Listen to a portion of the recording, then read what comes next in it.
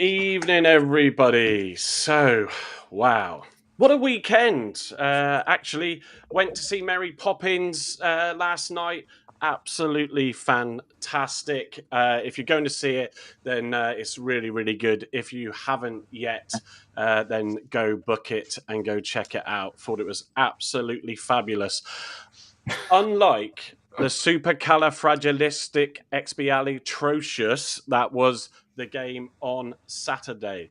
I have to give that one to Gavin, actually, because he came up with that while we were sat in hospitality. But yeah, it's an interesting one. It's tough, really tough to take. It's the hangover from the FA Cup that was always going to be a concern. And equally from that, two toothless defeats, let's face it, against Hull and Sheffield Wednesday yesterday. Really concerning. 5 more goals conceded. Not that that really matters, guys, does it, at the end of the day? 3 shots on target as well, not brilliant. And also a non-existent XG for those that like their XGs. But yeah, and to top it off before kickoff, Randall having a 3-game ban. So not brilliant at all, but there are some positives. I always like to try and be positive. Yes, you can call me deluded, you can call me silly. I'm losing the plot, and I don't mind that at the end, depending on where we end up. But 10 games to go. There's points still to be had. Hardy's back, and we know we've been lacking that outlet up front and a goal scorer. Edwards is coming back too. Won't necessarily get a full 90 minutes on Wednesday.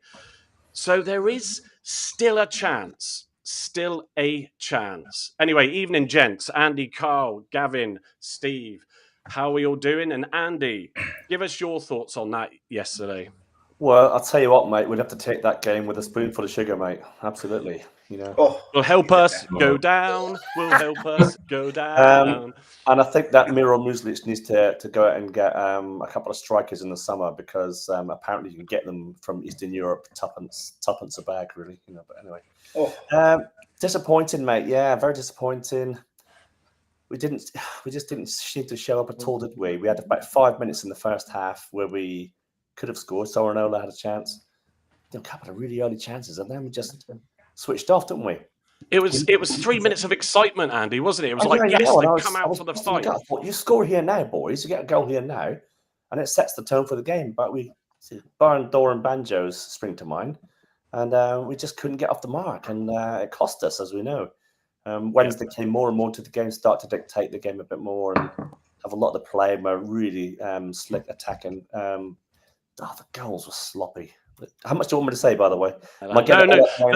I'm opening this out because I don't want it to. It's going to be hard to not be negative because of the situation. And as Graham has told me, even though I'm always positive, as a lot of you know, evening Graham, he's saying no chance. Yeah, but there is still a chance because it is possible still. But yeah, I think give us your feeling as well, Andy, and the rest of you want to come to you on, where you see it now. Do you feel that you see it as a chance to still survive, or are you like, now we're dead and buried? Go on, Andy. I'm still going to cling on to that hope that we can survive because I'm forever an optimist. People will say, especially the guy that's sitting next to me, Ray Clark, he'll tell me that, I'm not an optimist. I'm always moaning, but he's a liar. No, I'm optimistic that we're going to stay up still. I don't know why, but I just am. I think we've shown enough in the last few weeks under Muslic to sort of have any sort of evidence of that. Okay, the last few games have been abysmal because we've been lackluster and tired. We've had people suspended, people injured, key people out again injured, Randall suspended and injured. So it's not helped that we've had a weakened side. But I'm still clinging on to that hope that we can get out of this. I think there are teams worse than us around us. I'm trying to struggle to think who at the minute. Probably Stoke and Cardiff fall into that category. Luton fall into that category. So I'm not giving up hope just yet. No, good. I like that, and I don't like to go down without a fight. While there's still a chance, I'm always there. You got to go and grab that, and it's your opportunity too. But Carl, come to you. It's obvious. There's a lot of reasons people will look at that performance on Tuesday and yesterday and just think, well, in order to fight for that survival, you've got to have the hunger, the desire, to want to get out there and really take it to them, regardless of your issues within the team in terms of players out. But yeah, it's can they turn it around, Carl? What was your thoughts on yesterday? Yeah, very disappointing. I think we all knew that this week was going to be huge for the club, and even last week, the whole game. But yeah, I thought we'd take it to Sheffield Wednesday and kind of get over the whole performance, but it was much of the same from the whole game. We didn't seem to want to get stuck into the opposition. I mean, the first 10 minutes were decent. If we took one of those chances and scored first, it might have been a different game. But we just looked very leggy, tired. We didn't seem to know what to do with the ball. I mean, looking at the foot mob stats, it's got us with 277 accurate passes, which is quite a lot. Same for Sheffield Wednesday at 284. So we had a lot of the ball as well, but we just didn't know where to. Carl, do you think on that though, that part of that is because Sheffield Wednesday sat off us especially when they got that second and just let us have the ball a bit, and then with their fresher legs then came at us. Plus, we didn't really have an outlet until really Hardy came on when we were trying to play it down into him through the channels. But yeah, we didn't have an option up front to really press Sheffield Wednesday, and they did a good job on us defensively as well. They kept the ball, and yeah, it's just a very frustrating afternoon. Something which obviously I didn't expect after the whole game. I thought we'd have a reaction, which we didn't get. And now we're going into another two games this week, which again are absolutely massive and probably the last chance saloon. But seeing Portsmouth beat Leeds this afternoon, that's not going to be easy. They're probably high on confidence, and yeah, it's very depressing stuff at the moment. But I still believe, like you, that it's not over till it's over. But we're making it extremely difficult now. Yeah, just you mentioned Pompey. Just brought up the comment there from Graham. Yeah, it's certainly watching bits of that game, not all of it. Just going to move something out of the way. They look good. They had some really really strong spells. The goal was good. And managed to sort of keep them at bay and take the 3 points, which their run recently has proven really effective. So. Yeah, it's not easy. It's not easy. And just, even everybody that's joined us tonight, we've also got a few more comments I'll just show before I come to Gavin, who will be also eager to give his view. But, if you think we are staying up, that's to me, obviously, from Martin and Andy so far, then tell us where the points are coming from. I can't see us beating Preston, Coventry, Sheffield United, Norwich, Leeds, and Watford as well in there. Sorry. No, it's not going to be easy. I'll come on to it a bit more once the guys have had their point, and obviously he also says Portsmouth. Gavin, obviously we were sort of sat there in hospitality, a bit nervous. We weren't confident, were we? The four of us, yourself, your brother, and Dave, going out before kickoff, and obviously that proved to be right. Yeah, we were pretty atrocious. I think I was a bit numb beforehand. When I walked to the front door a lot earlier than I normally do, the wife asked, "How was it?" And I said, basically like an evening in an early night with me and you, 3 minutes of ecstasy and 87 minutes of disappointment. And that was that, which is absolutely true. We were, I think, 7-8 minutes probably of attacking on the front foot. We looked really positive. We were pressing really high. The energy was great. And then it all fell apart. The first, I think the first goal actually, being ref watchy, was right in front of us. And I think the ball was out of play. Going down the left wing, but we didn't block the cross. And then I think that Ogbeta wanted to even up his score for the season. He scored one. He's now scored one on the other end. That was poor. He's got obviously no right foot because he tried to left foot it away. It just swing a foot on it and get it anywhere apart from on the back of our net. The second goal, we were carved open like a tin of corned beef. Having watched one of our massive, giant, aggressive centre halves just become like a preying, like a bloody kitten.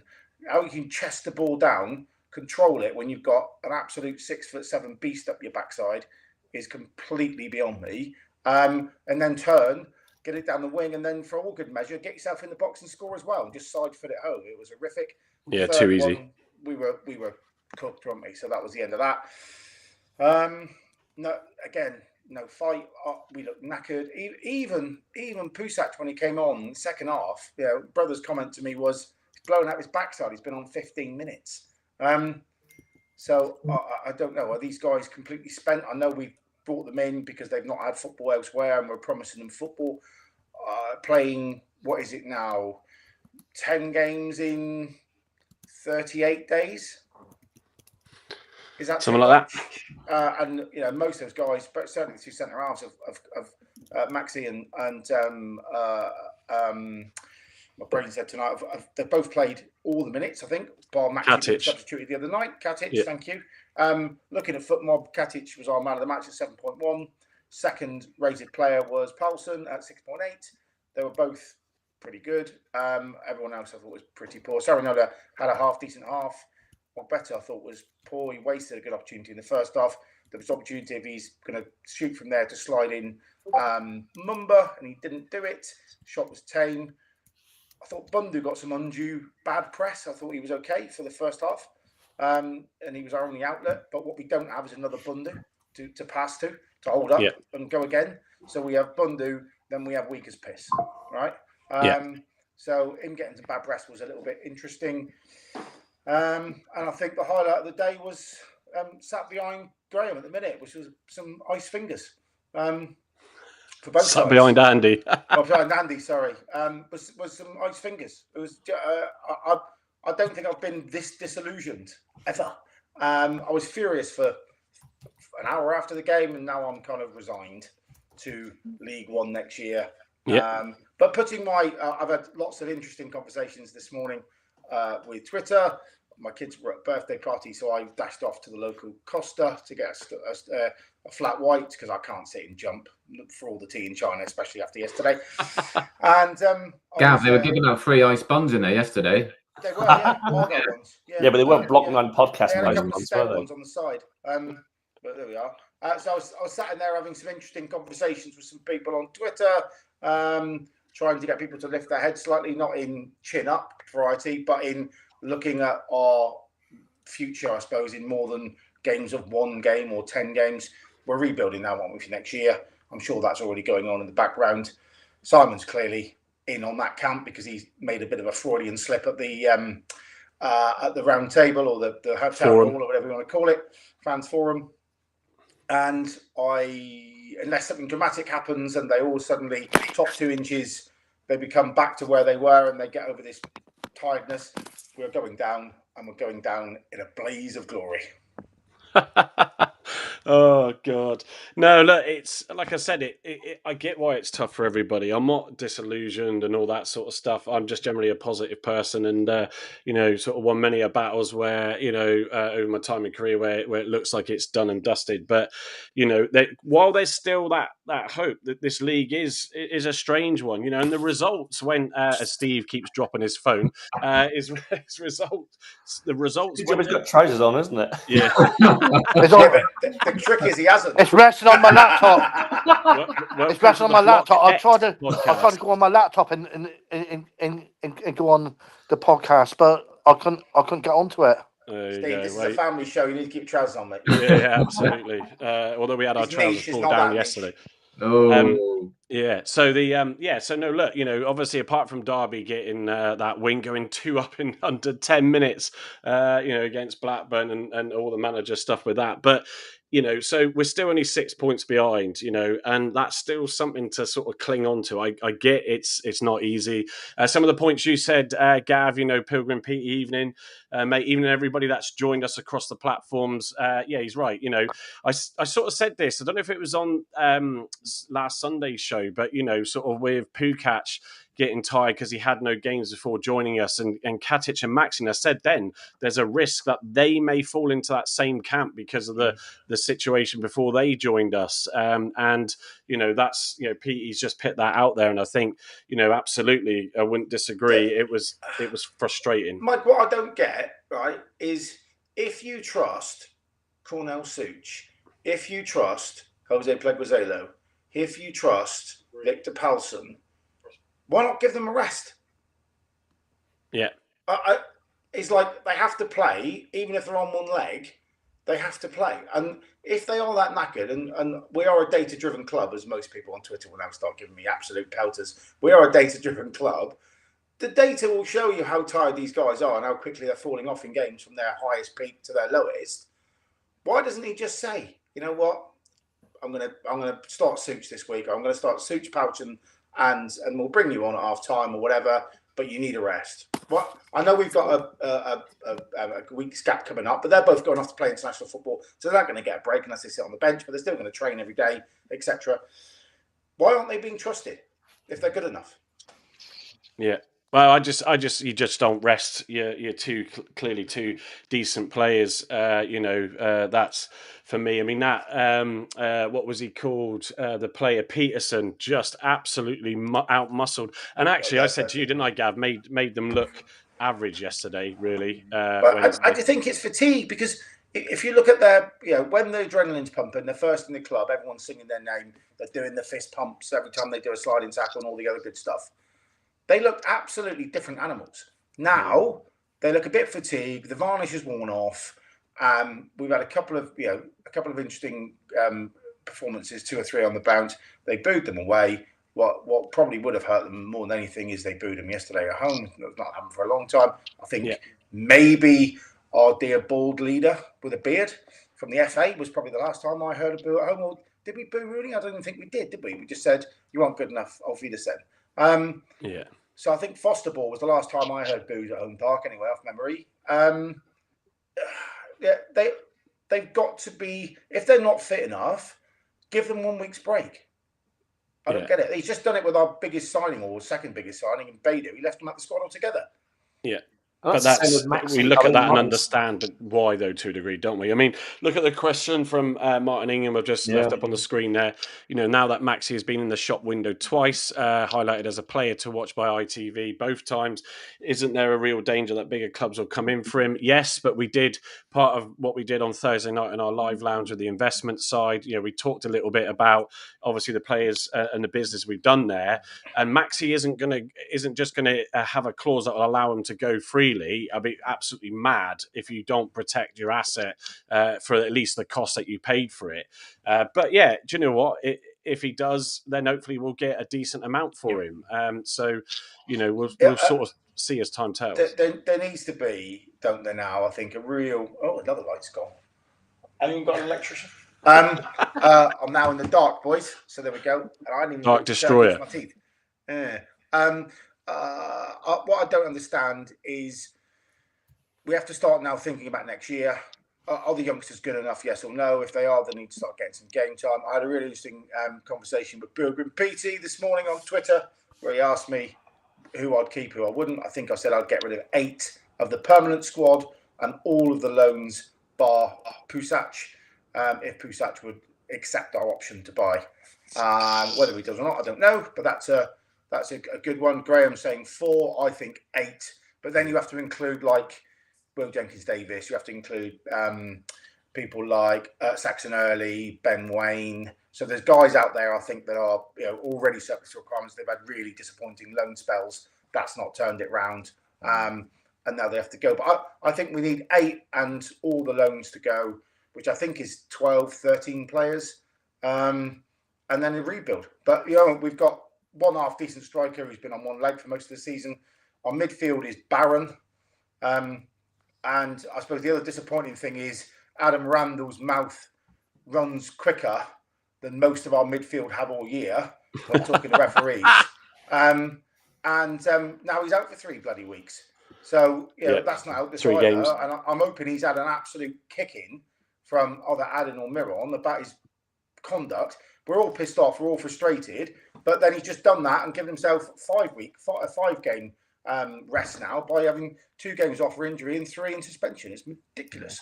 Just going back to what you were saying earlier on, Gav, about players like Caleb Roberts. If you're not giving these players a chance, or a Saka for that matter, they're not. Who's going to want them in the end? And let's come on to that in a minute because I'm conscious there that Steve. I know Steve, you weren't at the game. You were trying to watch it, I think, on TV stream. But yeah, you. How are you feeling, Steve, at the moment? Well, put it this way, I think we're doomed at the moment, but never say never. Yeah. Well, there you go. Sort of another. That's 3 of us that are trying to remain. But put it this way, positive. The first 5 games went in Rooney's prior to the international break, we were hopeless. Then we went on that run where we got 9 points out of 15. Anything like that can happen, and they were against the likes of the bigger sides, and we adapt better when teams come at us or when but you're playing an attacking opposition. Yeah, it opens it more up, doesn't it? I think. Let me just switch it back again. I'm sure we all have. I sort of stayed off Twitter, obviously, because I was at Mary Poppins, so that helped to a degree. To be fair, going straight there after the game, so and that was good to watch. I mean, I did think about the performance, obviously, in prep for this today, and just in general, just collecting my thoughts. And it is. It's tough, it's painful for sure. And the booing at the end, I never like to boo. Just personally, that's just me. Everybody has their freedom to do what they want with it. But the chance of that was absolutely useless, or what the hell was that? To be more precise. And you saw the players go over trying to clap, and then as that chant came out, they sort of almost quickly didn't clap and walked off. And as Miron said, the Green Army turned their back on us, and we have to, give them a reason to not do that effectively. And so, it's tough all round, but I think that some people would also now, here's a next question, sort of, Andy, I'll come to you, is it Miron's persistence to stay playing, the style that he does, the hoofball, and not adapt or change? And sort of, I have a point to also ask you on that for your views. It's how on earth can you also, when you come in with the run of games, plus then we go through on the FA Cup. And he even alluded to the fact that Malachi, I've pronounced it right now, apologies to him, Malachi Boateng, he wasn't bringing him straight into the squad because he needed him to have a proper week's training to understand the way he wants to play. So how can he change it up when probably all the focus is on that style? And there's no time to still even really do too much there because back to back games. Yeah, we've been up. I'm going to say something else there. Crap Creek for a long while now, because of this start. The start of play it's not been bad. It's been direct, and we've seen the results from it. Against West Brom, we've seen it against Liverpool. We saw it against Millwall. But you take some of those players out of the equation, like Randall, with creativity, and you replace him with someone who's, I'm not going to name names, but someone who's not as effective as Randall, for instance. And then you're going to get. You have to sort of think, oh, hang on, Adam's not there. Who are they going to play to now? And it's like we just can't adapt to that. We just cannot seem to string two passes together sometimes, and it's really frustrating. I spoke to you this morning when I was walking the dog. I was really frustrated. I'm still frustrated. Yeah.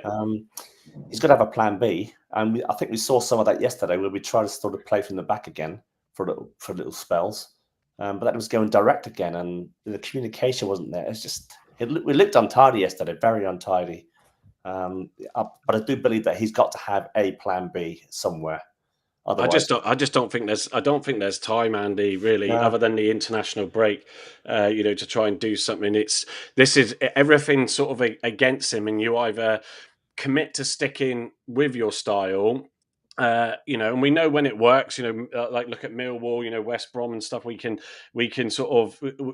get results out of games, the Sunderland away performance. But I just don't think there's time. And obviously Hardy being injured, and as he put it, not being able to walk for, a couple of weeks, and rushing him back in, not rushing him, but he felt he had to bring him on, and he didn't really want to do that, did he?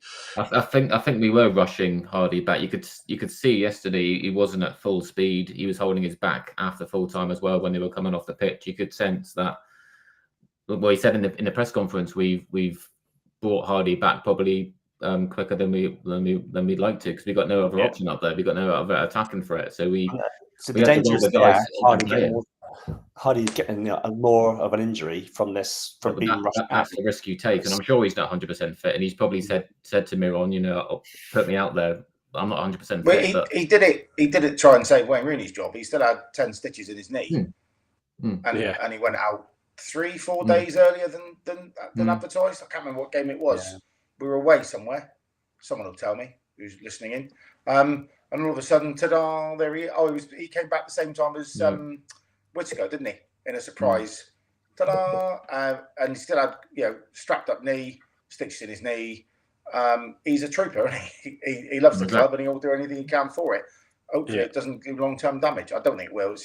He's obviously mobile enough to play now, but he's not going to help us. He needs to probably spend most of his time on the international break on the physio's couch, I'd imagine. But you still take a half-fit Hardy than any of the current lot that we've got. So that it's missing that outlet. It's missing that outlet, Carl, isn't it? Go on. Sorry, go on, Gav. No, what's really frustrating is if you on paper, obviously, on paper we're European champions, right? But on paper, you'd expect Obafemi and Bundu between them to be able to, hold the ball up. They've both got pace. We've discovered that when Beidou plays on the right, when Bundu plays on the right wing, he beats defenders left, right, and centre. We know that Obafemi's got pace, and we know Obafemi's got strength. But for whatever happens, it seems to be a challenge around trying to get them to link up. And I take what someone said to me on Twitter earlier was, what are they doing all day in training? Are they just all got neck ache when the ball goes 50 feet up in the air? I don't know. But it doesn't feel like, and you take when it clicked, we had Callum Wright, we had Hardy, and we had Bundu. They seem to know each other's patterns, and they seem to know who's going to make the run before the ball's flicked on. Well, you take one of those out of that, the whole balance is gone. And now it's like we've got three strangers playing up top who have never played with each other before. Well, Mumba's been here forever. Callum Wright's been here forever. Bundu's been here, I think it's his second season. Surely there's going to be some kind of fluidity, but it just seems like they're strangers every week. Yeah, so, I mean, Carl, coming back to you, I sort of said in the chat, very passionately, I left a voice message to the group this morning about, the whole, still for me, it's the opportunity still there, not going to go down without a fight. And after those last two performances, that's hard, like I said earlier, to sort of see how the players are going to do it. The big thing for me is hopefully the dressing room's still there, still together. I sense that, from JB and Malachi's post matches. But Carl, going back to the question I gave to Andy on, Miron, are you thinking and starting to ask questions about his style, and is he actually able to, to sort of change things up quick enough in this league to compete? I think it's ridiculous. People are calling out Miron within 2 months. If our squad is generally poor, we've had a couple of poor transfer windows. He hasn't got the players that he really wants. Apart from obviously he brought Boateng in, which I thought had an okay game, and he's shown glimpses that he could be a decent player once he gets himself fit and used to the system and everything else. But I think we're not going to see the best of Miron until the summer, a full pre-season, when we get players in, the players he wants, players that want to be here, that want to fight for the shirt. And we got many players on that pitch yesterday that weren't fighting for the shirt at the club. I think they've kind of resigned themselves to it's going to be a massive struggle. We aren't seeing that fight that we saw a few weeks before Man City. It's kind of given up when they're down tools. Yeah, they do. Sorry, go on. Just an interjection. Yeah, when Miron came, and obviously no one knew he was from Adam, first thing I did was go, right, let's get some Cercle Bruges highlights. Now, what they are playing and what we are playing are two, it's like going to Harrods Food Court and Lidl, right? It is. Yes, are they playing a direct style? Yes, right. But I think the closest we've got to Miron ball has been Millwall. High press intensity. We scored 5 goals. We probably created 7 chances, and we looked like $1 million. Now, funnily enough, Twitter after that week was, he's going to get poached in the summer, then the week after, he's going to be Pep's next successor at Man City, and then a week later, everyone's going, he's a shithouse, and go away. I just sometimes beggars belief. I tweeted this morning, it grips my shit It really does. All these short-termisms. Like, do we want to be Watford? Do we want to be Stoke? Do we just have don't put the name of the coach on the door? The ink won't dry or the paint won't dry on it before he gets sacked. But we can't have sustainable, people just successful want football immediate club. success, don't they? Yeah, absolutely. And even going back 100 years ago, Ferguson barely won a game for the first 6 months. He's got to build his style. Of course he has. Yeah. Are we playing good football now? Absolutely not. I watch it every week. Right? We couldn't score with a bankrupt lady of ill repute at the minute. Right? We just couldn't. We're horrific. However, in the short and medium term, in the medium and long term, we will get a good style of football, and we'll have players that will adapt to the style. We've done it's clicked once or twice, but then I think we're all knackered. I think he needs to completely change the team, and to say to any club, and I coach business all the time. If you put a new leader of a business in, and after 2 months he wasn't hitting the straps, and you said get rid, guess what? You'd be bankrupt. So that's what your churn is. He needs the time to do the job, and I know I'm getting passionate. I'm on my soapbox. No, 100%, mate. Hang on. I'm just going to pick my feet up. Take it away, Gav. Who can tell I've been sat in Costa for 2.5 hours this morning while the kids are at jump? But this is what with fans. Yeah, this is what it's like. Even when we were, in Diamond yesterday, this is what you're all like in your groups with your friends. When you're trying to digest a game, you come on to shows like this, as to sort of get the views. And if you don't have that outlet, because mentally it's tough. But I sort of go back to my sort of point, and I think I'll come to you now, Steve, on this one. But mirror on style, I think, can work. Actually, let me just bring this comment up. Mark's just said, for me, there are too many changes and players just can't get used to playing together as they aren't given time. It's all a bit panicky. There's an element of that, yes. I think Hardy, even though he wasn't scoring for months before, as a couple of people pointed out to me on X, but at the end of the day, he has had an impact as Miron's got his style slowly going. And that's important. And so I do think that could be a difference. I mean, we just had Teddy Pearson on, a Pompey fan, evening Teddy. They played superb today. And this league can just be that up and down where suddenly then we get Hardy on, we have Wright and Bundu maybe up front and whatever in midfield there. It's certainly not going to be Randall, and suddenly we get the flowing play that we have seen elements of. But how important, Steve, is that first goal, and how big, again, after 3 attempts, 2 really good ones that we couldn't convert, and they get a cracking goal that was probably out on the touchline, but what does it matter? When it went out over the line, looked to us for a throw-in. But yeah, how important is that first goal? And on Wednesday, could be another trigger for a collapse or go on and win.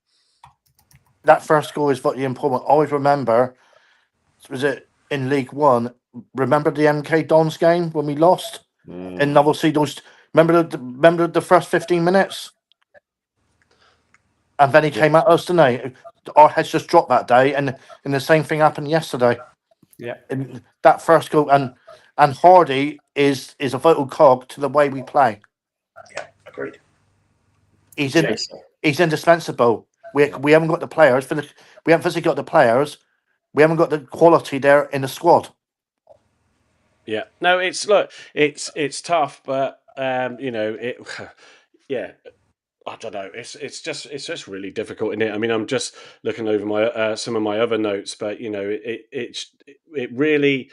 it really is hard to sort of see where they can get themselves back together. But it only takes that one result, and either that was going to be an absolute dire nightmare for us all right until the end. And God forbid, if it comes down the Leeds in the last game and it's another hole to sort of try and stay in the league. Look, a lot of people on your notes, Mike. A lesser performance.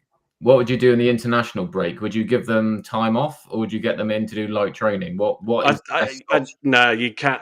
I'd be absolutely amazed. I mean, yeah, you might give them another couple of days rest because of the back-to-back games. You have to really, in my opinion, really consider the focus on the mentality and state of the players. We all know how important it is when we go through some tough times, how important family is.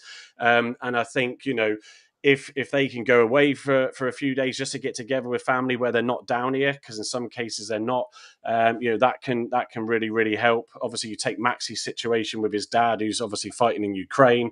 We wish him well with that. It's the conversations they have, that keep them both going, between father and son. So I think a few days sort of rest, absolutely, and then a slow recovery, and just go through and digest and work out, what we can do and who's going to go out there and sort of pit 110% on the pitch, to really get us out of this mess. Andy, what do you think to that question? Yeah, quite agree, mate. And it's just I'd say with Carl, I'll go with Carl with light training. I wouldn't go into like full blown training, but yeah, any sort of light training to keep that fitness going. Hardy is essential. Steve's absolutely right. Hardy's a cog in the wheel up the front for us, and he's going to be the one that's going to put the ball in the onion bag. Hopefully, if he can recapture that form again. Yeah, it's going to be perseverance, isn't it? Really. So, but would you give them? Would you give them some time off? Yeah, I think so. I definitely. Yeah, I mean, what you were saying about Maxi's family and stuff like that, and they've all got families. He's playing international football anyway. As is Katic, as will probably Cornel Such, although his squad's not been turned up yet. As probably will Victor Paulsen. So. But that sort of might give people like Beidou a chance to actually catch up with the game as well, because from what he's been saying about Beidou recently, he's come from one season where he's been full on playing, and then it's been signed by us, and he's carried on full time playing, and he's not had a stop, he's not had a break in summer because the seasons run differently. So there are players that need. If you're on the grass, you've got to talk tactics, haven't you? You've got to think, if we're not winning the duel, is that?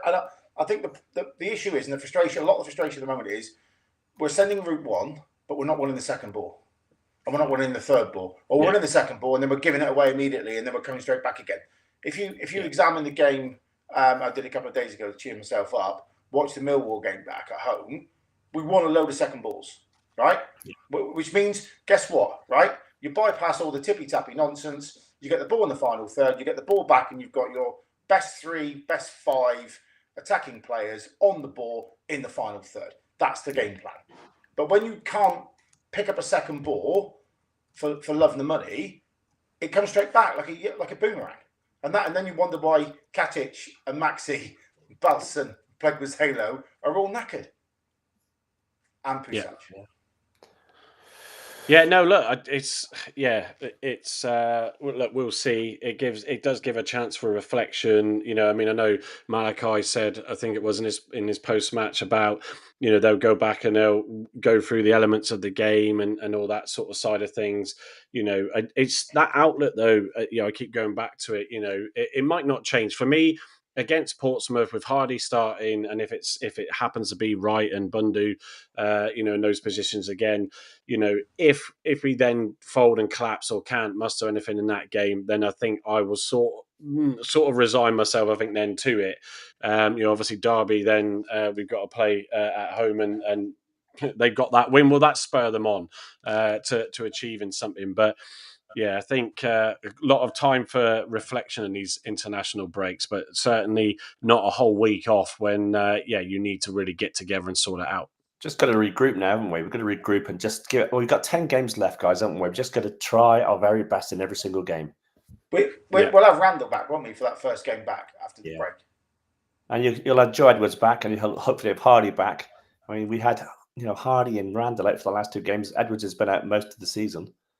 It's like, I mean, it was great to see him come on, yesterday and get some minutes. Obviously, as alluded to earlier, Miron saying that he's not likely to get a full 90 on Wednesday. But yes, he's in the dressing room in the background. I get all that, And do you drop? Well, there you go. There's a question for you all. I mean, Steve, would you drop Sorinola for Edwards on Wednesday? Yeah, I would. Sorry. You're on mute again, You're on mute, Steve. Come on, Steve. Miron did say yesterday that Edwards would get about 30 minutes on Wednesday. Yeah, he needs longer than that. Because obviously if he's ready for it. He's trying to build his fitness up. Yeah, he's not. I did like the comment from Mirren the other day. I think it was either after the midweek game or it was after yesterday, where it said actually sometimes in environments like this you need people on the pitch with character, not necessarily better skill, right? So if you had 11, how many tweets have we had this about? Oh, we had like fucking 11 Joe Edwards, like we'd be winning the league in that. No, we probably wouldn't, but we probably wouldn't actually be as bad because you'd have 11 fighters. We've got 3 or 4 already. You bring Joe back. Where's the armband? And he gets the crowd pumped and does what he does best. We're more likely to be positive and move forward than we are, folding like a cheap tent after 1 goal. Yeah, and yeah, no, absolutely, and knowing that it's after the Derby game, the international break, it's if there's something we can clutch out of that, even if we're still in touch and distance, and it's a win from one of those, certainly, obviously, 2 wins would be perfect. Players, please, but to obviously get a result against Derby before going into that break at least gives that mood. I know it's typical, then you end up going off when you want to try and carry that momentum, but it's 2, just 2 more. Every game's massive. Every game's a cup final. Yeah, exactly. Just looking at a few of the comments. So thanks everybody for dropping by tonight. If it's your first time viewing the Block 9 podcast, sorry it has to be on such a somber moment as our team, Plymouth Argyle, struggle at the bottom of the league to get out of it and also to find the form that's needed. As I alluded to in my intro, the FA Cup, hangover sadly seems to be rearing its head with this. But a lot of games back to back. Go back to Sheffield Wednesday. I'm going to make the point again. Had a whole week's rest. Portsmouth obviously played today, played superb, as a couple of people had noted. We get them on Wednesday. We've got that extra day. Anything can happen. Why have you collapsed there, Carl? What have I missed? Something that Andy said. Oh, right, okay. So yeah, the boys are misbehaving, folks. So look, we're here every Sunday at 6:30. Also, we have our new slot that we do, our new segment on. It will be Thursdays. It was Friday last week, but the live lounge that we do, where we take a different angle on things, a bit more relaxed and chilled out. Starts at 9:15 because we're covering kids where we all have them to make sure they're in bed, and then we can free flow. We talked about investment in that show. It's up on YouTube. You can go back and watch that, and we'll touch a bit more on that as we've seen, more questions and things being asked. So just a little bit of a plug for what we're doing on the show. Who's got a question next? So I'll throw it out there. I'll throw a question out there. Do you think the FA Cup run has hindered our season? Yes or no? Do you think we would have been more competitive if we didn't have the cup run? So in my view, obviously I've given it the hangover note tonight, haven't I? So I'm going to say it has affected us, certainly with the whole game getting moved to the Tuesday so soon after. I think was a bit harsh, but is what it is. So that's my view on it. It was great, and we had a brilliant go of it. But a bit like Leeds last year, with that second leg and that extra time, has it been one distraction too much? Andy, what are you saying to that? Yeah, it has been a distraction. It's been a nice distraction because we've gone up against some good sides, but it has been a distraction. I think I said after the Liverpool match, I'd rather we sort of go out to Liverpool and concentrate on the league than stay in the cup, because it was a distraction. We're going to places, like the Etihad and playing Liverpool and playing Brentford away and winning that Brentford, for goodness sake. So yeah, it's been a distraction. Yeah, I agree with what Martin says, actually. Our away form has been I'm going to come on to that in a second, so I'll come back to Martin's question. Yeah, Steve, you agreeing the FA Cup's been an unwanted distraction? Well, last season, that extra time actually finished us for the season. And it's an unwanted distraction. Well, I've got a stat here, because 36 games last season, 36 games this season. Last season, played 36, won 10, drew 10, lost 16, scored 53, conceded 60, 40 points. In this season, played 36, won 6, drawn 12, lost 18, scored 36, conceded 23, 30 points. Yes. Yeah, wow. Otherwise, 10 versus 6. Right, we'll move on from those stats. Gavin, depressing. Gavin, I would say it's one game too many, the Etihad, right? Now, if you're David Ray, he'll disagree with you with his final breath on that because it netted us about £1 million. However, can't spend it now on the squad. I think the Liverpool game did us a lot of good because if you look at the confidence post that game and the performance, as I mentioned earlier, against Millwall, we probably played as close to mirror on ball as we can and we won 5-1. However, I think, going back to my earlier point, we haven't used, although it's a paper-thin squad, we haven't used it deep enough. I think when players have come back, they've not been given enough game time, which has meant the same old faithful, certainly in the back five, have played game after game after game after game, relentless pressure, and they are absolutely bushed, and they're not machines, right? Yeah. And that's where I think the question, it's from Martin, wasn't it? Yeah. Around let me go back to that. Around that piece of work, yes, was it a distraction? Probably, but I think if we used the squad better, right? And I remember sitting in the pre-Man City pod going, I'd drop him, and got absolute pelters for it. Thanks to all the TikTok fans. I'm glad I'm not on there. I'd have been permanently abused. But TikTok's all right. We needed absolutely to take that side to Hull and give them a week's rest. And we didn't. We said, why don't you just run around after De Bruyne and Haaland and Foden and everyone else, and then go out on Tuesday night and do it again for us. They are not machines, right? So was it a good distraction? I think for the fans, it was brilliant because it was kind of light relief from the mental torture that's gone on since August, quite frankly.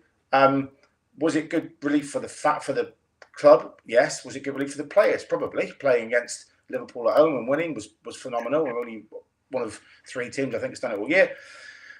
Is it going to help our relegation push? Absolutely not. But I think that's, I am going to say I'm not often critical of management at all, but I think Mirren's one categorical mistake this year has been he's relied too heavily on the back five. He's not changed it enough, and that's why we're looking jaded and tired, and that's why we're easy to pick off at the minute. Yeah, no, can't disagree. Going back to Martin's question, Carl, come to you on this one. Obviously our away form that has sunk us this season. It's still without that win, except for the Brentford and the Cup game. What do you think of my theory that the problem is psychological? So, and also, so you go out in your away kit, you mentally associate that with losing. I think obviously there's been a lot of talk, Carl, hasn't there, on the psychological side now, and not being able to get out of that. Miron touches upon it, the whole psychological effect of conceding the first goal. I do, and this was his second point, to that, was when we played in green against Man City, we played really well, and it goes back to the point, we absorbed a lot of pressure, but we can play well against, obviously, when we're organised and structured, and that has proven that case. What do you say to Martin's 2 points? Well, it has to be psychological at this stage. We've gone all season without winning away in the league. Last season was pretty much the same. Even under Schumacher, we struggled to win away. So it's been a long-standing thing for the last 2 seasons. We've struggled away. I don't think it comes down to what kit we wear. I don't, I can get that though, because it's just something we have tried to mix it up, haven't we? I can sort of get it. We've played in white, we played in yellow, we played in green. Yeah, I know. Honestly, I think we're just. But it's association though, and footballers are very simple human beings, aren't they? Without being rude. I think don't be rude if you're watching, guys. Any of you. Well, no, but I remember Lasseau being called homosexual because he read the Financial Times of the Guardian, right? And he had a degree. They are simpler folk, aren't they? Right? And I don't think that in a bad way, but they're all very superstitious human beings. And if every time you put a white shirt on, you go out and get absolutely bent over a barrel and rogered, right? Guess what? You put the white shirt on, and immediately the association is we're going to play dross and we're going to lose. Same with the yellow kit. We probably had a little bit better in that. When we play in green, they think we're at home. We normally do well at home. Therefore, the improvement. So I think he's bang on with his comment, actually. That maybe you should go in, Martin, and be the psychologist for the team for the remainder. Hang on, counsellor here. Oh yeah, okay. Yeah. Sorry, go on, Carl. What's your answer back to that, Carl? It's worth a shot to maybe try the green shirt in a couple of away games later on in the season, but I don't think that's going to. We aren't going to get a clash, are we?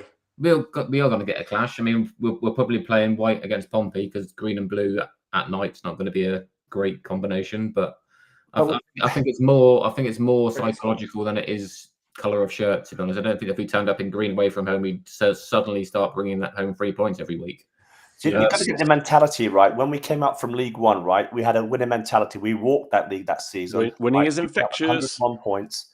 Yeah. Got into the championship. Won our first few games under Schumacher, and then he off to Stoke. Yeah, and that's when it started going wrong for us. You started losing a few games, then you bring in a manager, like Foster, who started losing games, and then we know the history. It went wrong. Rooney, we won a few games under Rooney, the new manager, and then all of a sudden we started losing games. And it's that loser mentality will breed a loser mentality. If you've got a winning mentality, ask Luton fans. Luton well, Andy, I was about to make that very point, right? Yeah, sorry. The second biggest playing budget in our league is Luton Town. Yeah. Right? They might as well be paying them 50p, a curly whirly, and a fun-sized Mars bar because the performances are dire. Why? Because block line done. Well, you're the psychologist. They're all mentally shot, aren't they?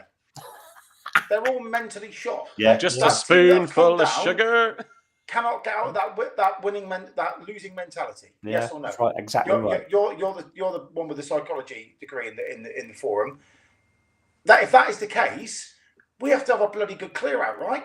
Yeah. Or they all need to go on a defrag to a kumbaya camp somewhere. Sorry, I'm absolutely defaming your profession now. But they all need to be defragged, don't they, to get themselves back into a winning mentality. Yeah. Because Luton have come down, they go behind, heads drop, walloped. How many times have they lost 4-0 because they've been not in games and they've played poorly, or they've lost a close game because they haven't concentrated because they've got a losing mentality? If we don't fix this in the summer and have a bloody good clear out, there's a very good chance, not saying it's dead set, there's a very good chance that we will start in the same vein again.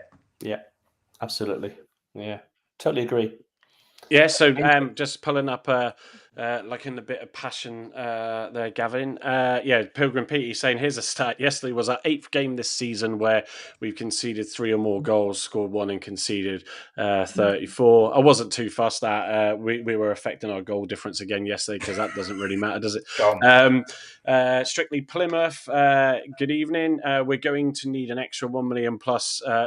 We are going to need the extra 1 million plus we've netted in our FA Cup run to add to our income in League One. I mean, Gavin touched upon it earlier.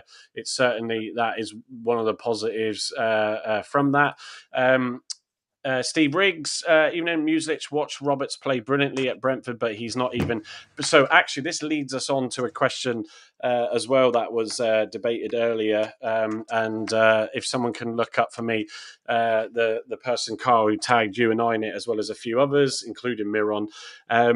You got Freddie Azaka, Tegan Finn, and Caleb Roberts. Actually, it formed part of a back and forth chat with Steve and Marcus, who's not on with us tonight. But while the game was going on, and I had to politely tell them both to stop moaning as well because it was driving me mad with notifications. But no, yeah. Caleb Roberts, Freddie Azaka, Tegan Finn. Steve, I'll come to you as you were talking about it. So Tegan Finn's the standout, really, because of the potential that obviously Rooney put on him, and if he's got that, and we saw snippets of it, why isn't someone like him starting? Azaka, for me, didn't do enough in those 2 games Rooney gave him to start, which is a shame because I've backed him a lot. And Roberts, obviously, yes, against Brentford, looked really good, but neither of these have had really a sniff of an opportunity, have they? None of them have they, really, to be honest? And I think Rooney wasn't afraid to give youngsters a chance, but if things are a little bit different under Muslik, I don't know what it is. Do you think he's going for? And I will pass this over to the panel as well. But do you think there's an element of he wants sort of the experience, and when you're in this sort of fight, because when he joined, we were in that fight, and he wanted to really trust the more experienced players with that. Yes, I think so. But if the experienced players are not putting it out there, you've got to give them a chance, haven't you? Yeah, no, absolutely. I mean, sort of, Carl, on the youth there, what's your thoughts of that? Obviously, we shared it in reply earlier, but yeah, do you want to share what you put on that? Yeah, I'm surprised that especially Caleb Roberts, I think he's the biggest one out of the youth system, which seems like he's not getting a chance, even though when he's been given a very slim chance in, it seems to be FA Cup games. He played at Leeds away last season in the FA Cup. This season against Brentford, he's seeming to be used as a starter in FA Cup games, one a season, which is very odd. And every time he's performed, you think he's going to get kind of a chance in the team, and he kind of goes off into the background. You don't see him again for another season. It's really, really strange. And it looked like he's filled out a bit. He's got a bit of strength to him now. He keeps the ball really well. He likes to get forward. I just don't understand why we're not using him more. Asaka, he's had a lot of chances early part of the season. It hasn't really impressed me, I don't think. I think he needs a loan. He doesn't look strong enough. He looks scared when he's got the ball. He's meant to be really, really pacey, but we never really got the chance to see him use his pace. He didn't seem to be in much space to use that, and his final ball was pretty weak. But that's not the fault of Asaka. That's the fault of us getting promotion quite quickly, and he didn't really have a sniff at a loan or anything. So he got to the team. I think I'll just add to that, Carl, as well. In fairness to Asaka, any of these players coming into games where we're playing so bad as well. Go on. Yeah, just when we're playing so bad, the negative effect, of trying to rely on these players and to come in and do something, and it didn't work in those 2 games for Freddie, whereas, when you're having a good run and you can bring these players in because you're doing well and you're leading by 2 or 3 goals, but not in the 2 games that he played in. And that red at QPR probably affected him quite badly as well mentally. Yes, great point. Young lad, that probably did knock his confidence a tremendous amount. And Tegan Finn, obviously, we heard all about Tegan Finn when Rooney was here, and he's the next best thing. And he's, again, if he's meant to be the next big thing, it doesn't matter how old you are, play the guy. We haven't got any creativity in that position. We've lost Whittaker now. Just give him a go, especially now, in a few games' time, we might be out of it anyway. So just throw him in and see what he could do for next season. Yeah, no, absolutely. Tegan Finn on Boxing Day, when he was thrown in, I think we were already 4-0 down, or maybe 3. A couple of decent shots, didn't he? He hit the crossbar early by cutting inside. He did, a la our dear friend, the man who doesn't turn up for work and won't be named. Hello, Borough fans. You got a good deal there. You've robbed us. Sorry. He was probably the standout figure in an absolutely woeful performance where we collapsed like a sandcastle at high tide after conceding the first goal for a change. Is he strong enough to play in a 10 role? Well, he's going to be no worse than Ballymumba at the minute, no worse than Callum Bright at the minute. He might not have their physicality in the press, but on the ball, I think he'll be useful. He's got to be worth a bench spot. I mean, he's got to be worth 20 minutes if we're chasing a game, surely. Yeah, well, it's a bit like Accidental Pilgrim evening, and welcome back again. Yeah, if Rooney endorses and rates a young and up and coming player like him, then there's no better judge, surely. And I can't disagree. There's obviously something, but just can't disagree with that. I'd love to see him, sort of come on and see what he can do. It might be after Portsmouth and Derby, he might not have anything to lose then, and it's like, right, okay, we might be out by then, sort of not even if not mathematically or maybe by then. But get out there and see what you can do. Some of these kids as well, Mike, going back to sort of an Andy point, you can maybe confirm or deny this, but they're not going to have the emotional scars of the rest of the squad that have been there and been absolutely battered around like Apollo Reed. They want the opportunity, don't they? They're not going to have those scars. They're going to be out. They're going to be the exuberance of youth. I don't care. The confidence. I'll show you lot. Surely that's what we need. We need a bit of spunk in the side, not a bit of we've gone 1-0 down. Well, that's the end of the game. Yeah, I'm just going to give a shout out. I haven't been able to monitor it myself directly. It's in front of me actually on my iPad, but we're streaming on to TikTok, and there's a few of the gang in there. So evening to everybody. Macy, Zoo Corner, Ben, I can see is in there as well. Marcus looks like he's hiding in TikTok tonight, and maybe he's too distraught to have come on and joined us on that. Good lovely boy. I wouldn't blame him, but yeah, just a few questions that have, Macy saying, on TikTok that we left it too late to get rid of Rooney. I do not disagree with that now. Do agree with it. I think it was a bit too late. And I think part of me says, and I know he's gone now, but that was Jewsnip pushing that to hang on and hang on and hang on. We'll never necessarily know. Zoo Corner says it makes no odds at all. We can't play in green at home. That was referring to the kit thing earlier. And there's a few people sort of obviously making a note to we're going down, and all that sort of stuff. So. So thanks to those guys that are watching there. Back to the comments on here. Graham's one here I looked at earlier, and I thought, I loved I think it was a Watford game when we first went up, where I thought, my God, he looks really good. And then he got that injury, and you're just like, oh, come on, please. But yeah, I mean, he was saw him warming up yesterday. I really like him. I agree with Graham. He's another option that we can consider. Anyone else want to give a shout, Andy, on Saxon Early? Yeah, Saxon Early. He's probably got it. I don't know why he didn't do anything at Lincoln, whether he wasn't playing at all for them. Didn't he have an injury as well? Was he? He Which might have loan an did he injury have? there, but he seems a good enough player. He seems to be in that sort of ilk of the back five. Just coming back to the sort of youngsters, I'm looking at we're talking about Tegan Field, adding to that Joe Hatch as well. Some of these lads, to look at them, they look like schoolboys. They're probably the age of schoolboys. They're going to be buffeted around by some of these big centre backs, aren't they? You look at some of these sides now. They're well established. They've got to play wide. I mean, Hatch is done for the year anyway. Did his ACL, didn't he? So he's not selectable. But they're well established championship sides, and they've got all big blokes in there. Like big clubs. We saw that yesterday. Wednesday, they bullied us yesterday. Yeah, Patterson had a really good game up top for Sheffield Wednesday. Proper championship. Doug Patterson. Yeah, and Barry Bannon was just running the show yesterday. It was. I'm just going to look it up. Actually, there was a player. I think I can pick him out. Hang on, where we go in here? Squads. No, that's the wrong thing. For those that spotted it, if I can quickly get back on my FOT mob here to pick it up. Who did those? Anyone notice? We got a good view of it from where we are in the Mayflower. It was one. It might have been one of the subs actually who scored their third goal. Was that? I'm going to get this wrong. Hang on, I'll look it up. But anyway, he sort of got the ball off Katic or stopped Katic or something and said something to him that absolutely pissed off Katic, riled him big time. Almost like he sort of did a bit of a trick and fooled Katic and almost said a few words to him. And that's just unprofessional.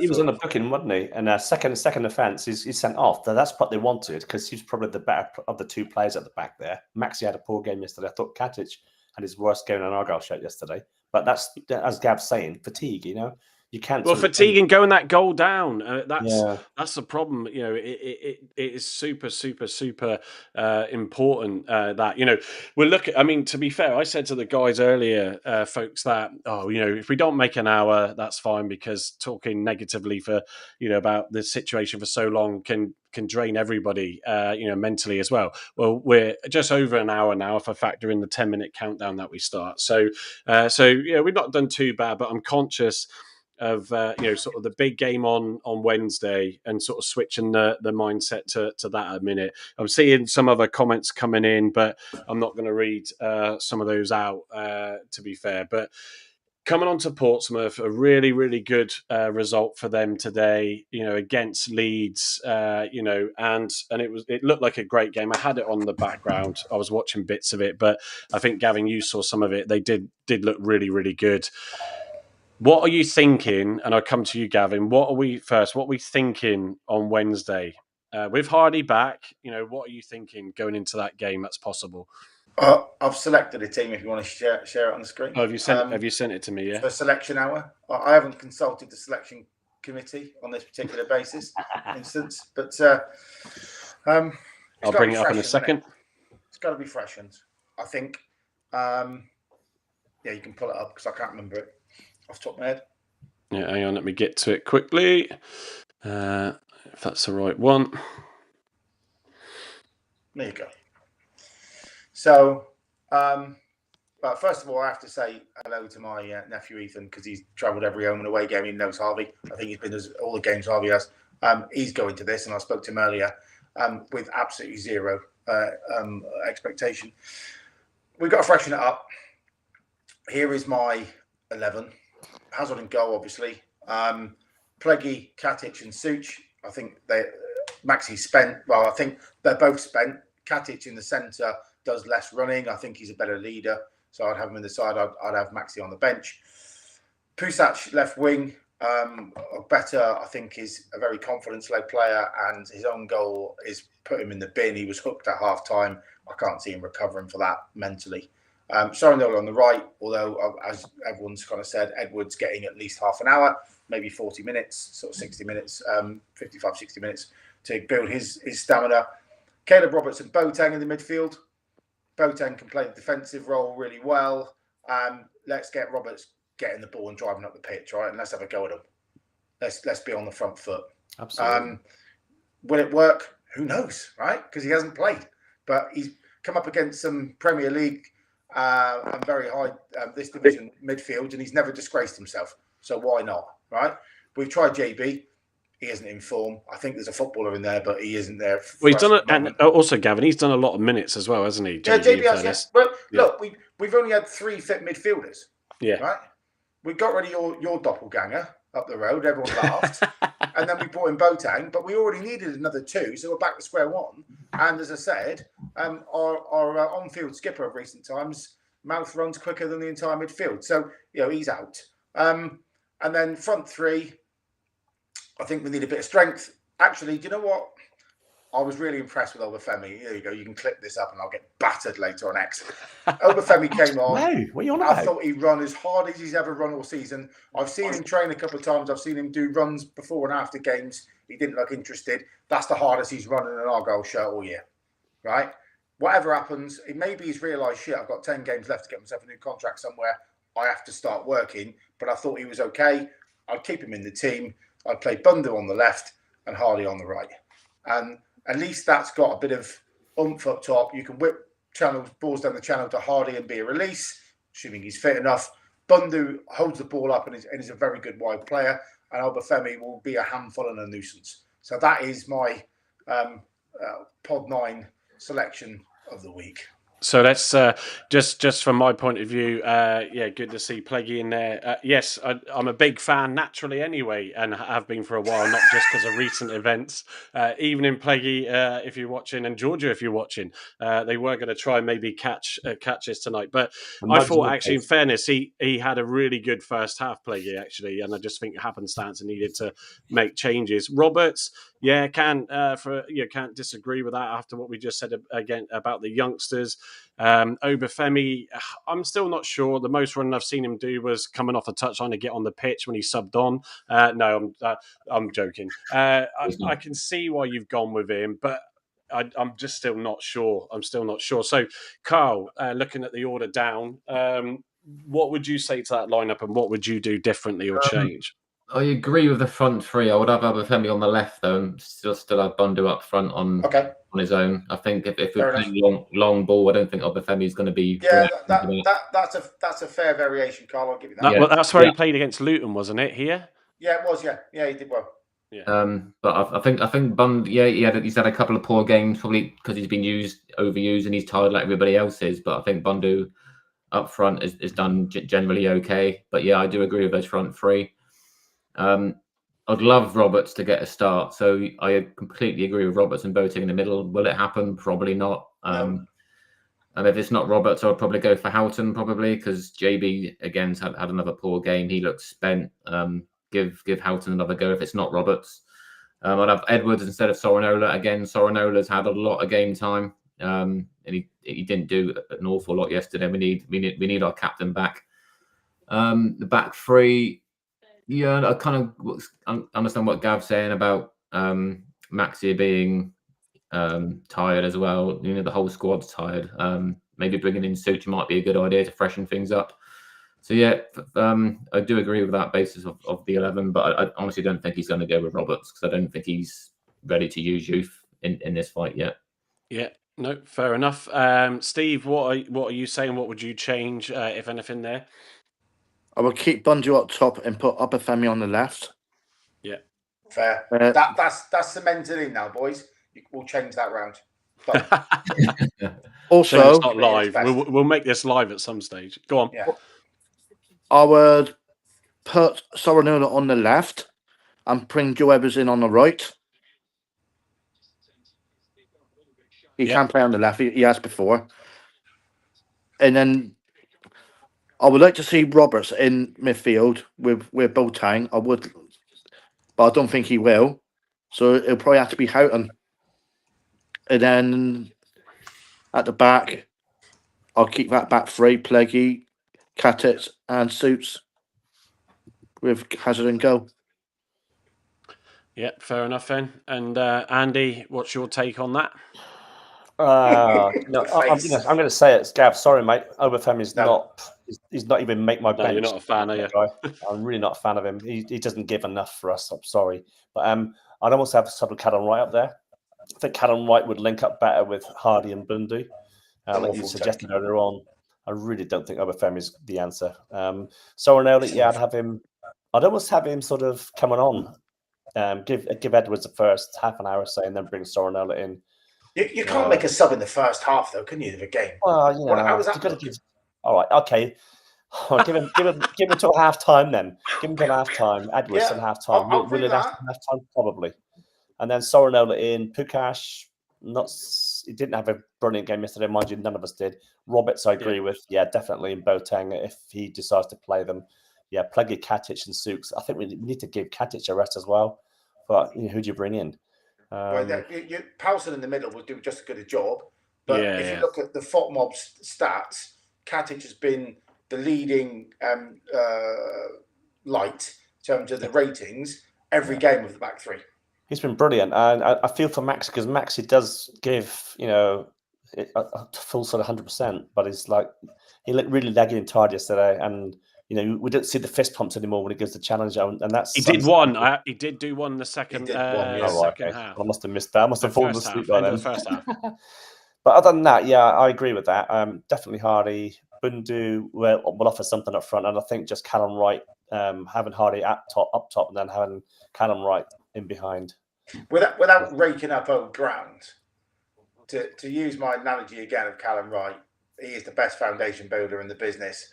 But when you ask him in the bedroom to consummate the marriage, he goes and walks the dog. He couldn't finish. He's been too busy playing to walk his dog. He's had to employ a dog walker now. He can't, couldn't he? He can't finish. But he supplies. He's the best presser we have outside of Hardy. Yeah, he'll supply Bundu and Hardy. I don't think. I don't know what it is about Obafemi. He just looks. He's just that. Steve, like, I'm on loan at Argyle. I'm getting paid by my club. Thank you very much. When was Callum Wright's last assist? You're a stat guy. When was Callum Wright's last assist? Didn't he assist against Hull last season? I don't know if he's done it this season. I can't remember. Wow, that's nuts. I mean, if we go back, Joe Edwards scored. Oh, didn't it? I'm sure he assisted this season. Yeah, that was. Yeah. There is one this season. I haven't got it to hand. Is it Millwall? Stick up Pilgrim Petey's comment. That sums it up for me. Oh yeah, sorry, yeah, just seen that one drop in. No goals. 51 now, PP. 51, mate. He played on Saturday. It was 50 before that. Oh, was it? 51 now.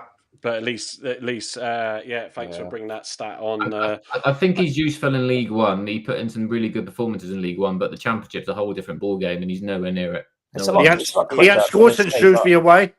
No, he hasn't. Wow. That's 51 games. So I think overall looking at that sort of lineup, I mean, I sort of said earlier when we were talking that I'd probably go back to Bundu, Hardy, and Wright up front.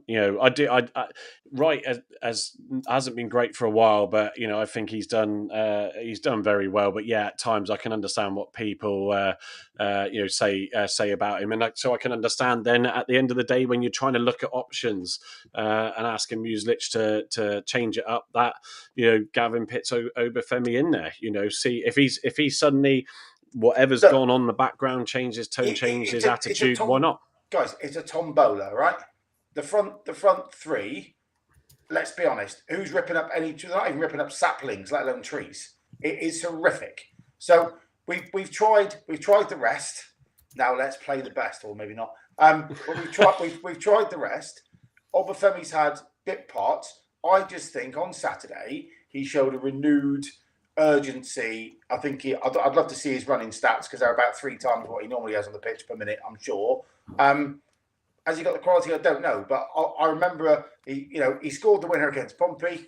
by shoving your man out of the way. So he's got some good memories there. That's number one. Number two, when he's on form and he's got the bit between his teeth, he's a handful. If he's crap, hook him at half time, bring on Wright. But I just think that would be more of a handful, those top three. And I do agree, actually, play him on the left and Bundle and through the centre gives us something, some hope, hopefully, if he's on song, if he's not looking. But it'll give some confidence to the lad. He's either been out the squad or he's been given 20 minutes to try and create the impossible. It's because he's done bugger all when it's been the team. Here's one. What if you play two up front? But then you're talking different tactics. Now we need a whole nother hour, Steve. 3-5-2. We need a show or just 4-4-2, I think. Well, 3-5-2 I think would work.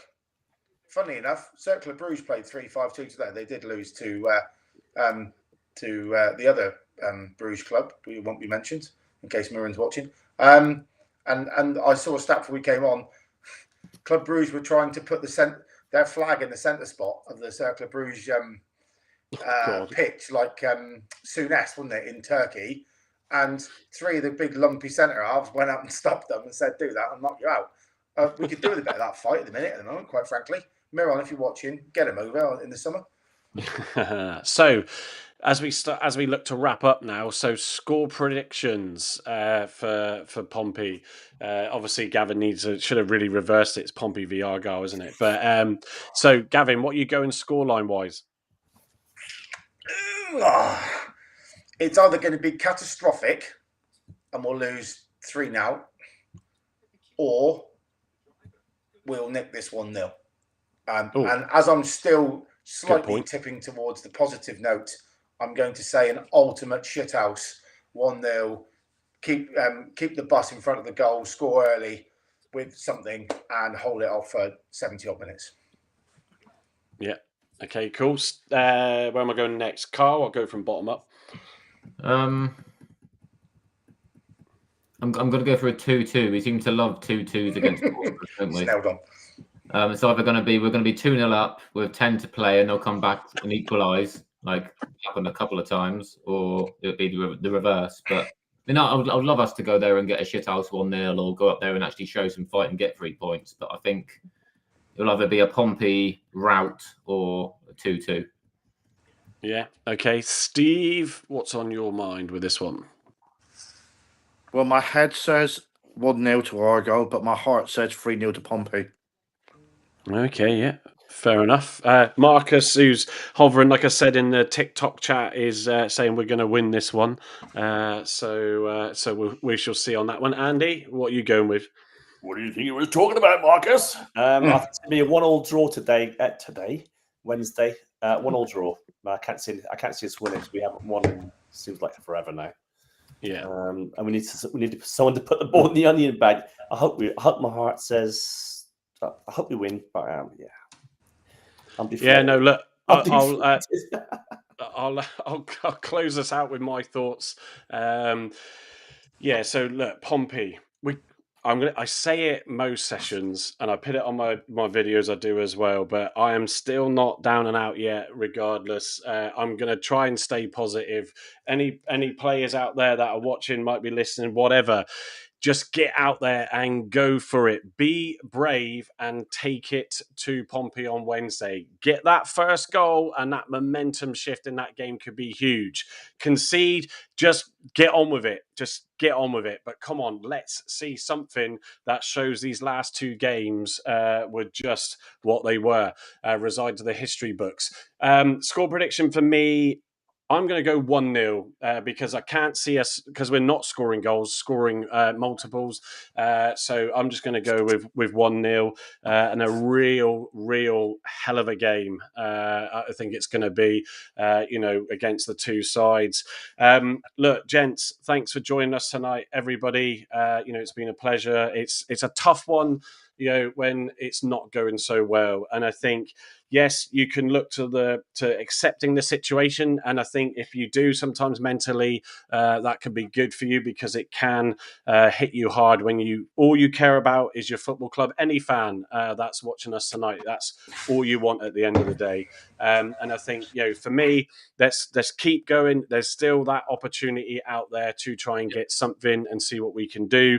But it's been a pleasure having you all on tonight. Thank you, everybody, for your comments in the chat. And look, let's rock on to Wednesday, and obviously Thursday night we'll have our live lounge, which will of course talk about that game. So let's hope for some positive vibes going into that session. So that's 9:15 on Thursday. It's already scheduled on YouTube, and that's so you can catch us there. And of course, now as we're streaming to our Block 9 channel as well on X, and we can see there's a good mix of users on there. My son has badgered me for a shout out, so I will do that, because that's what dads are for when you're the host, I suppose. So yeah, he's been in the TikTok chat. He's not a massive football fan, bless him. He's massive into his aviation, but Ben there done that. Sorry, Gavin. I said we're not massive football fans either. We support Argyle. Yeah. You'd get Ben playing for us. He's flying up the wing, wouldn't he? Yeah. Dear. It's too late for that now. And I know I keep promising it all the time, and my wife did me a surprise hydration bottle, which we all liked yesterday. Got myself a little mug spinner here. Come on, let me put some spin on this to end the show. So yeah, that Collins, will hopefully. Sorry, Andy. Phil Collins, wasn't it? Yeah, there you go. That is who you are now, Andy. So that'll be up soon. Look, everybody, enjoy the rest of your evening, and we'll see you on Thursday.